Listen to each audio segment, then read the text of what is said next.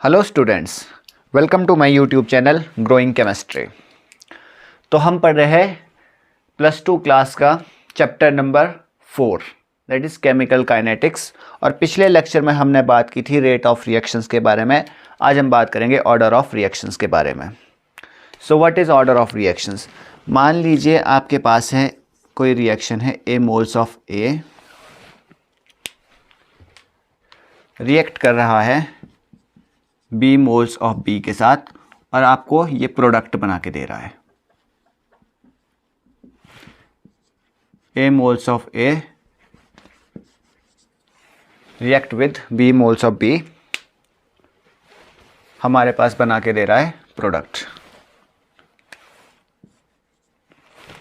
अगर हम इसके लिए रेट ऑफ रिएक्शन लिखें, so rate of reaction is equal to K concentration of A raised to power X into concentration of B raised to power Y। तो यहाँ पे जो स्टोइशियोमेट्री है वो हमने पावर में नहीं लिया हुआ है। सो जो हमारे पास वेयर X एंड Y ये है हमारे पास are exponent.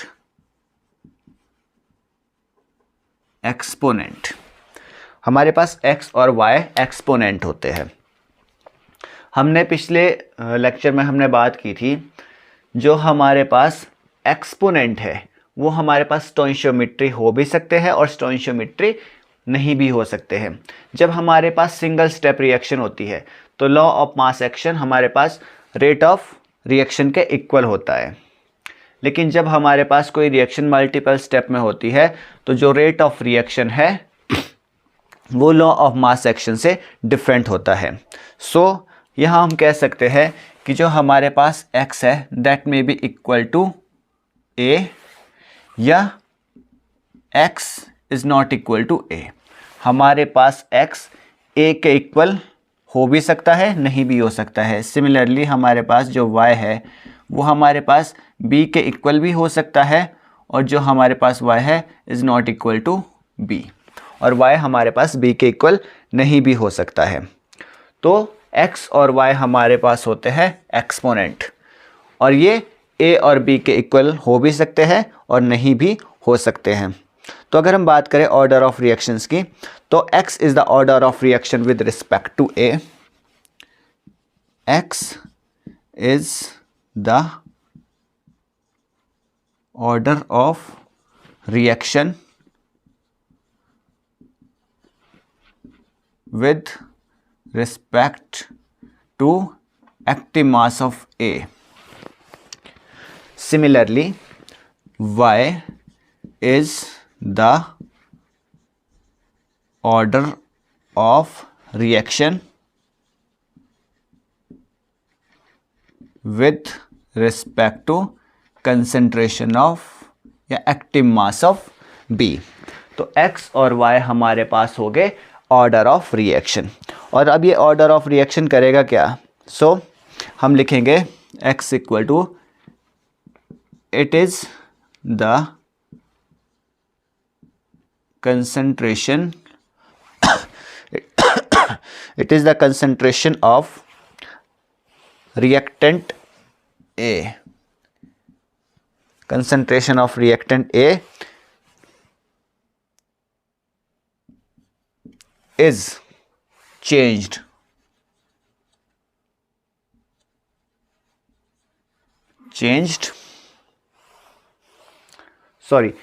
if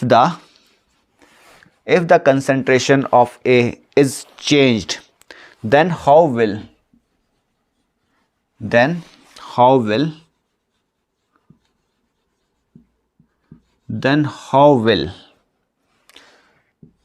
the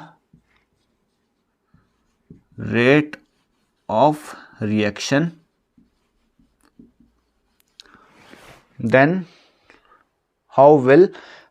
of reaction is affected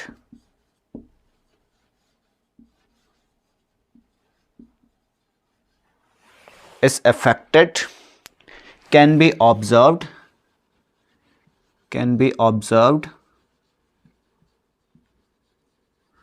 और कैलकुलेटेड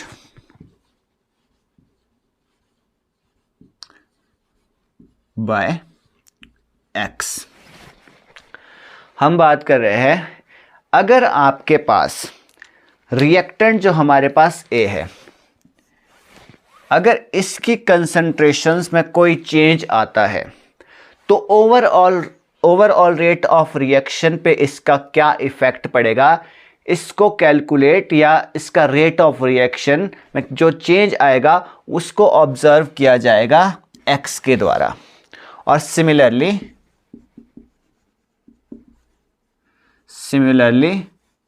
फॉर वाई। सिमिलरली अगर आपके पास बी की कंसंट्रेशन में कोई चेंज आता है तो रेट ऑफ रिएक्शन पर या ओवरऑल रेट ऑफ रिएक्शन पे उसका क्या इफेक्ट पड़ेगा, उसको कैलकुलेट किया जाएगा y के द्वारा। जैसे हमने पिछले लेक्चर में एक डाटा लिया था, मान के चलिए हमारे पास है, मैं थोड़ा सा मिटा लेता हूँ,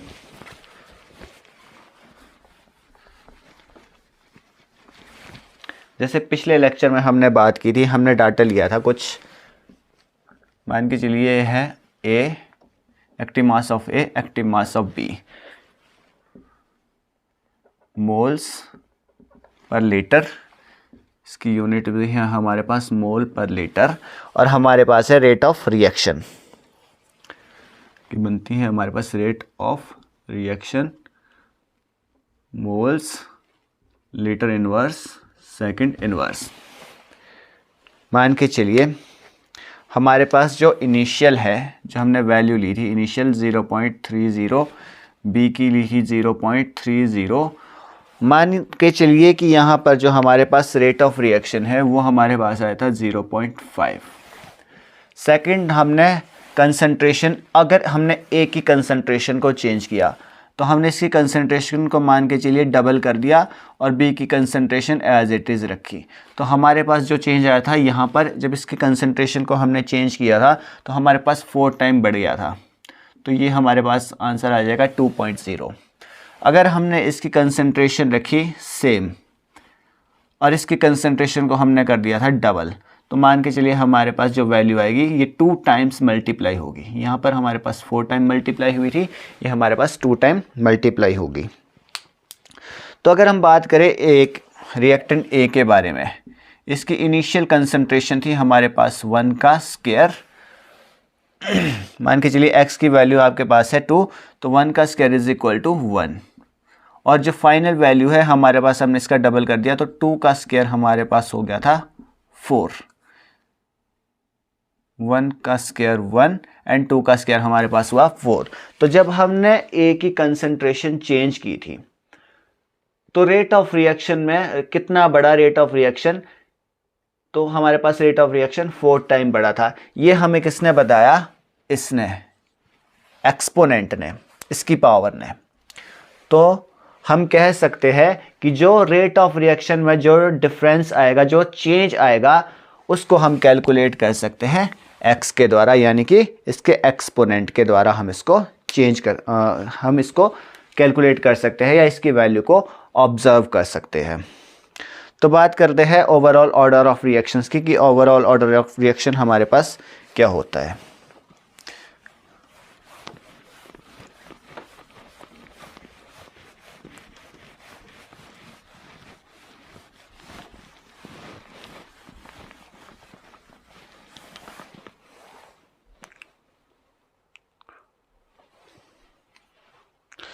सो ओवरऑल ऑर्डर ऑफ रिएक्शन हमारे पास होगा,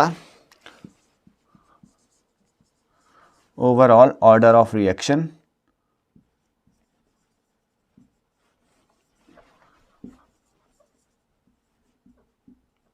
is equal to sum of powers, sum of powers.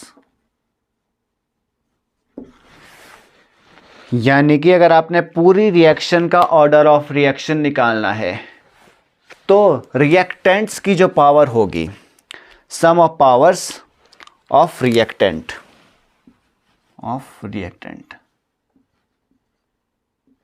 Reactant की जो पावर होगी आप उसको ऐड ऑन कर लोगे, उससे हमें ओवरऑल ऑर्डर ऑफ रिएक्शन पता चलेगा। जैसे हमारे पास पिछली एक रिएक्शन थी, twice of NO is react with O2 give rise to NO।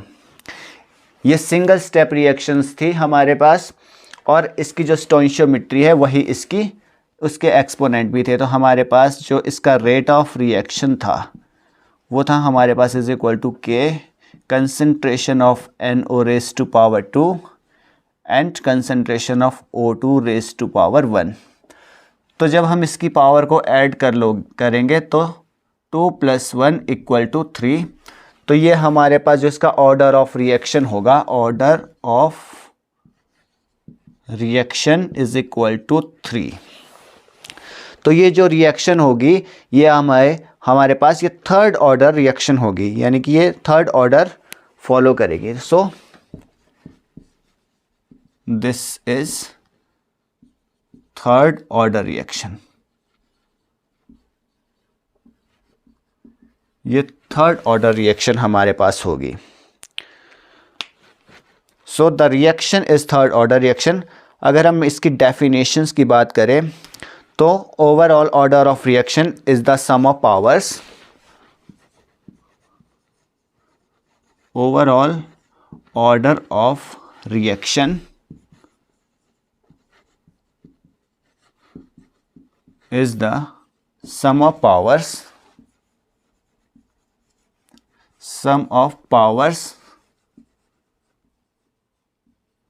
of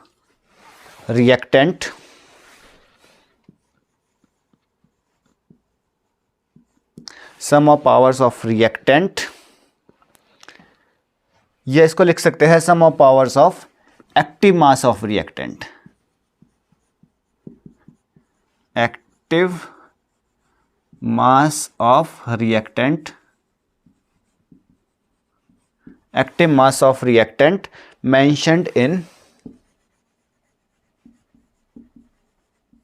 mentioned in rate law equation।